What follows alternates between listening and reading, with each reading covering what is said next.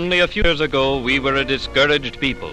Because we were the first to lose our jobs when Old Man Depression came along and the last to get them back, we struggled vainly to regain our bearings while depression, fear, and failure stalked the nation.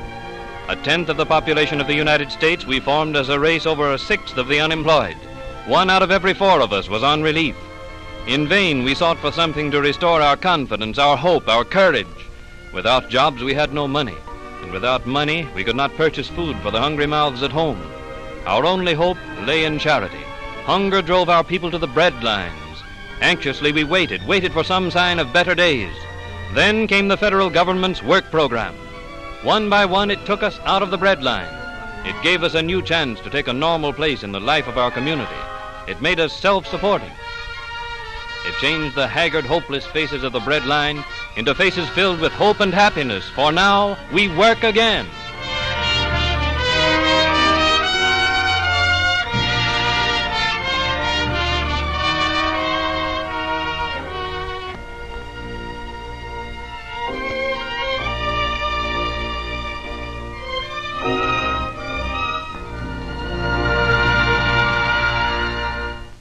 Unskilled laborers, the forgotten men of past generations, now work steadily at decent wages.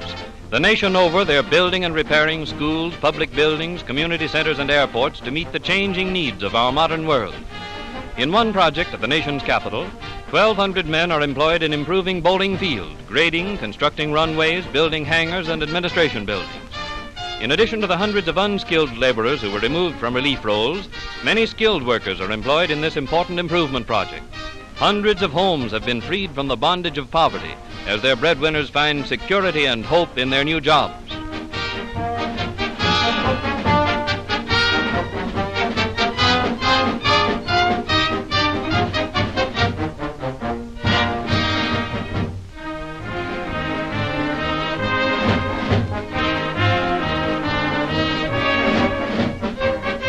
In New York City, a WPA housing demolition project is underway, which will greatly improve the living conditions of families of moderate means.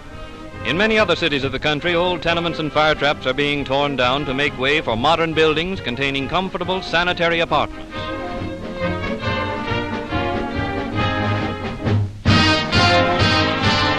At Colonial Park in Harlem, as in many other congested areas, WPA workers have constructed a huge swimming pool and are now completing a bathhouse which will accommodate 4,100 persons.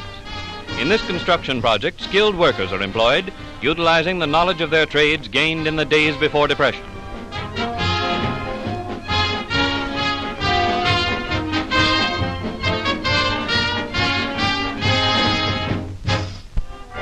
Swimming pools are particularly valuable to the community because they offer a haven of relaxation to young and old during the hot summer months.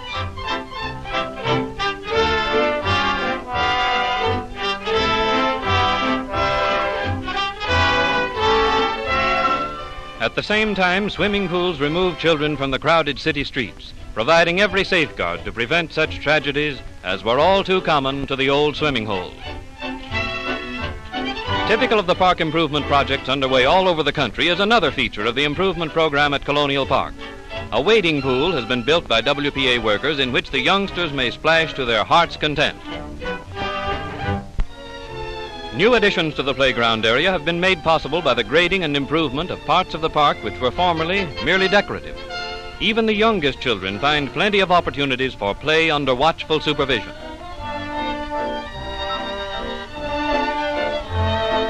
In many parts of the country, nursery schools have been established where almost 10,000 children of our needy families are provided with hot meals, supervised play activities, and excellent preschool training under competent instructors removed from relief roles.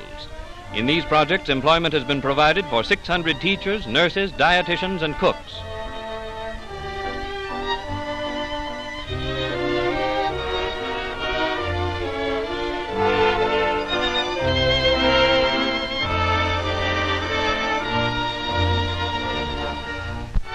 At the other extreme of age, more than 300,000 adults have learned to read and write for the first time in their lives. Eagerly they study, realizing how very much a little knowledge can mean in our modern workaday life.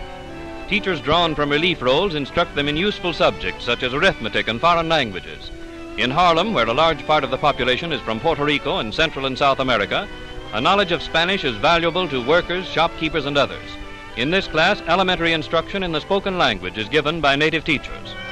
In cooperation with the National Youth Administration, 26,500 young men and women are employed as instructors, laboratory assistants, and clerical helpers. Thus, they are enabled to continue their education.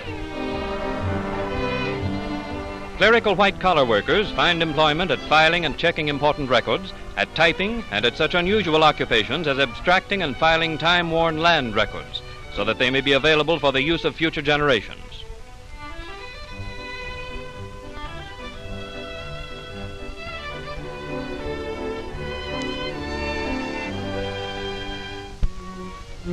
As part of the program of rehabilitation and the conservation of human resources, a number of household training schools have been established by WPA.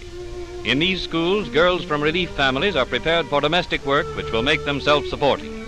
Others take the course in order to learn the arts of homemaking for use in their own homes. In modern kitchens under competent instructors, the girls are taught to cook and to prepare salads and other delicacies which add much to everyday meals.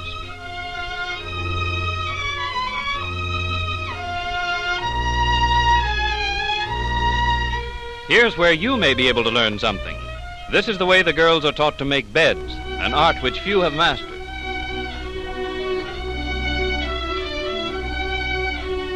These household training courses have already sent hundreds of girls out into the world, well equipped to secure domestic positions and able to command skilled workers' wages. Health education is an important part of the WPA program. At a number of health centers in large cities, qualified instructors teach groups of women first aid methods and the proper care of children. The care of the sick is also taught by trained instructors at health centers throughout the country. These projects which you have seen are part of a broad national educational program through which WPA has helped millions of children and adults. In a number of communities, sewing rooms have been established in which are employed women who are the breadwinners for their families. Here, garments are made for distribution to needy families.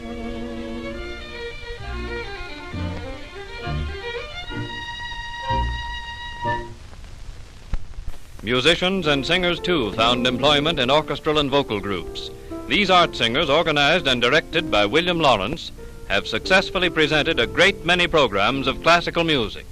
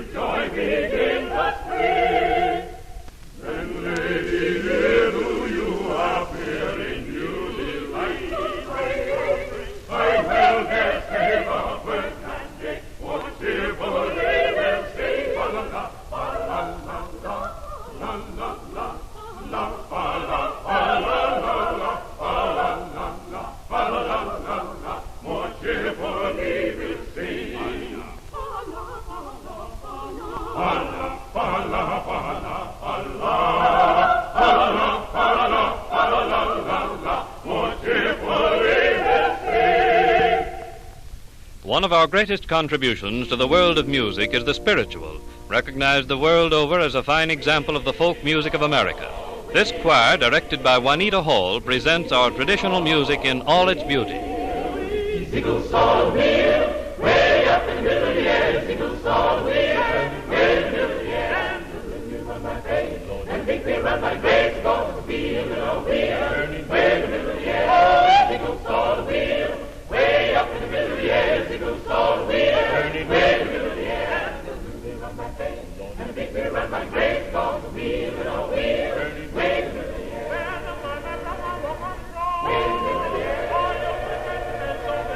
way in the middle of the air.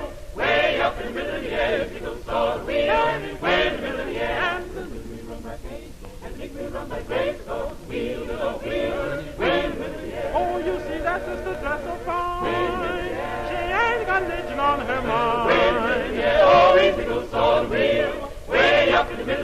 wheel, jingle saw wheel, turning wheel, ribbon, yeah. And the little wheel run back eight, and the big wheel run back great, goes wheeling over here, wait, yeah. Oh, you see those little wheels, way up big, yeah. All the wheels and the wheel, yeah. All the little wheel and the big wheel, oh, wheel, wait, yeah. Oh, you see those little wheels, way up big, yeah. All the wheel and the wait a minute, yeah. All the little wheel and the big wheel, oh, wheel, way in the middle of the air.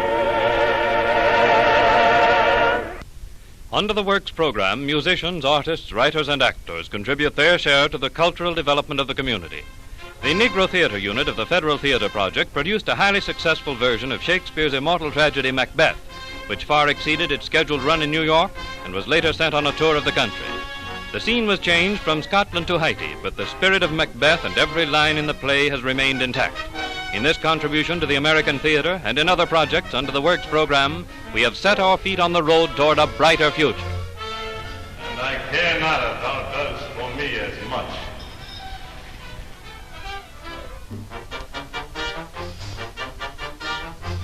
Fear not, till Birnam Wood do come to Dunsinane, and now a wood comes toward Dunsinane.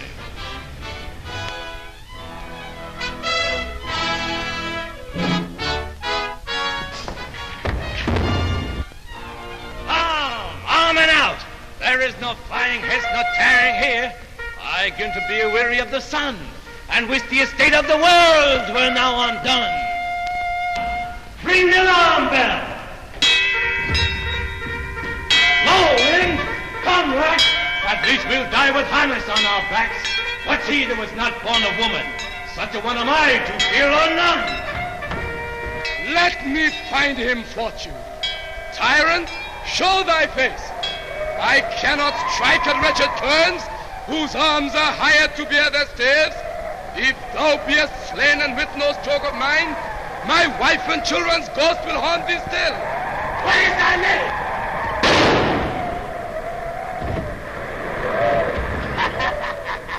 My name's Macbeth. Turn, hellhound, turn! Of all men else I have avoided thee, but get thee back.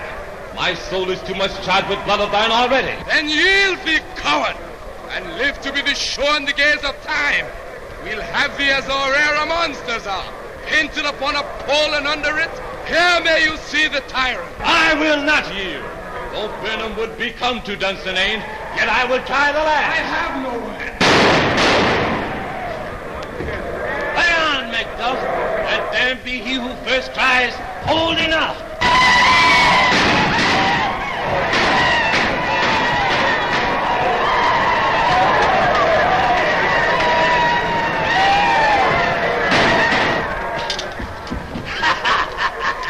Thou losest labor, for I bear a charmed life which must not yield to one of woman born. Despair thy charm, and let the angel whom thou still hast served tell thee Macduff was from his mother's womb untimely ripped. Accursed be the tongue that tells me so. And be these juggling fiends no more believed.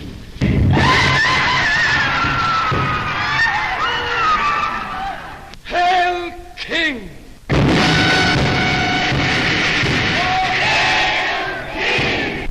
Behold, where stands the usurper's cursed head.